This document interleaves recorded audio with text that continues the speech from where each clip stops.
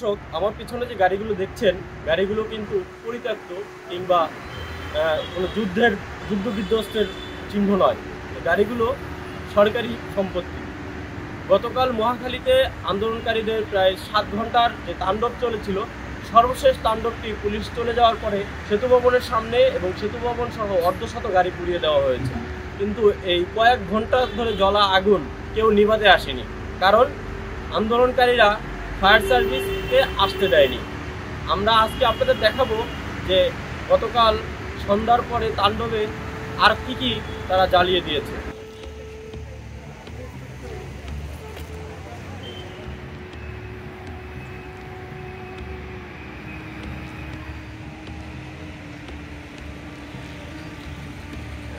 একদল লোক আসছে, আসার পরে ইটের বৃষ্টি, ইট পাথরের বৃষ্টির মধ্যে বর্ষা করার পরে আমরা সামনে ছিলাম, আমরা বেসমেন্টে ঢুকছি।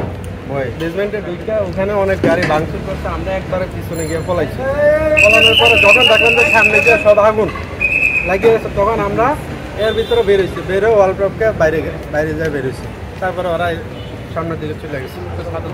আর কিছু লোক উপরে মানে ছাদের থেকে পাশের বিল্ডিং দিয়ে মই দিয়ে নামছে। আমাদের মহাপরিচালক ছিল উপরে আটকে।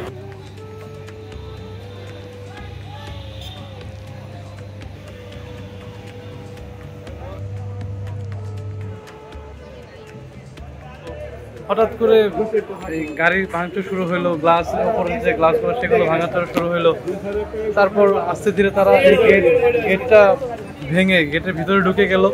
এক পর্যায়ে তারা এই ভিতরের গাড়িগুলো ভাঙচুর করে এগুলো শেষ করে ভিতরে ঢুকে গেল। আমাদের আনসার ব্যারাকটা একদম প্রথমেই ছিল, ঢোকার পরে আনসার ব্যারাকের ভিতরে আপনি হয়তো দেখেছেন যে আমাদের যা কাপড় শুধু আমাদের নিজের গায়ে আছে, শুধু সে কাপড়টুকু ছাড়া আমরা কোনো কিছু নেওয়ার সাহস পাই নাই, কোনো সুযোগও পাই নাই।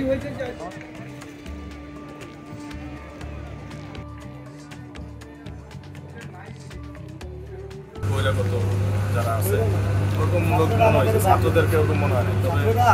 আমাদের সহযোগিতা করছে মেন গেটের সচিব তারা যখন নিয়ে আমরা বেরোই, তখন আমাদের ছাত্ররা বলছে ভাই আপনারা সবাই বেরিয়ে। আমাদের পিডি স্যারের ড্রাইভার ছিল শাহানু, তারা হেলিকপ্টার এসে নিয়ে গেছে, তারা দিকে এসে শাহানুর এসে হেলিকপ্টার এসে উদ্ধার করে নিয়ে গেছে।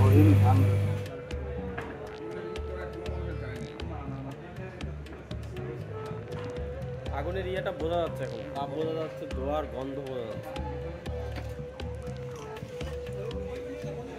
এই দুটি গাড়ি শুধুমাত্র ভাঙচুর করেই রক্ষা পেয়েছে, আর কোনো গাড়ি রক্ষা পায়নি, সব গাড়ি জ্বালিয়ে দেওয়া হয়েছে।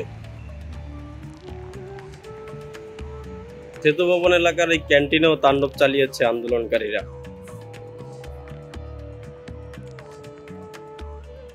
আগুন লাগছে আমি সন্ধ্যার দিকে লাগাইছে, আর আগুন থামাইছে আমি ফজরের আজানের পর এখন তুই যে আগুন জ্বলতে আছে। কারা থামাইছে? আমার যে ফায়ার সার্ভিস হয়েছে।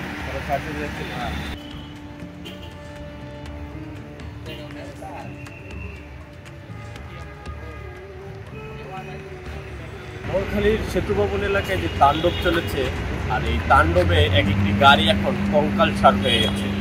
এই গাড়ির আগুন নিয়ন্ত্রণে সে ফায়ার সার্ভিসকে যে বেশ বেগ পেতে হয়েছে, এটা আমরা আসলে এখানে এই পাইপটা দেখলেই বুঝতে পারছি যে পাইপ আগুনের তাপে খুলে গেছে। এখানে আরও ফায়ার সার্ভিসের কর্মীদের জুতা দেখা যাচ্ছে, যেগুলো আসলে তাদের আগুনের তাপে গলে গেছে, তারা ফেলে গেছে। আর এই সেতু ভবন জুড়ে রাতভর যে আগুন জ্বলেছে, আগুনে আসলে সেতু ভবনের 3য় তলা পর্যন্ত পুরো ছাই হয়ে গেছে। শুধু গাড়িগুলো নয়, ভবনের ভেতরেও অনেক ক্ষতি হয়ে গেছে। এই ক্ষতিটা আসলে নিরূপণ করতে সময় লাগবে। এখানকার কর্মীরা বলছেন যে কর্মকর্তারা না আসলে আমরা আসলে ভবনের ভিতরে ঢুকতে পারছি না। কি হয়েছে, কিভাবে কি অবস্থা ভেতরে জানতে হলে তাদের কর্মকর্তাদের জন্য অপেক্ষা করতে হবে। আমরাও অপেক্ষা করছি জানার জন্য সেতু ভবনের ভেতরে আসলে কি হয়েছে।